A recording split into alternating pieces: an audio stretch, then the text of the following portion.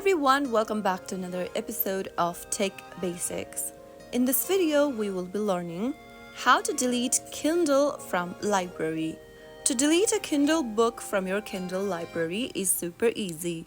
Launch open your Kindle application on your mobile device, and once you're inside the main homepage, go ahead and tap on the library button at the bottom. From your library, select the book that you want to delete. Press and hold to it, and in the pop-up, click on the permanently delete button in order to delete the book permanently from your library. Click on the delete button in the pop-up, and that is how you will be able to delete a Kindle book from your Kindle library. If you found the video to be helpful, go ahead and give us a thumbs up. Don't forget to subscribe to our channel by hitting the subscribe button. Press the bell icon so that you'll never miss another upcoming upload from us. I will be back again in the next video. Thank you for watching.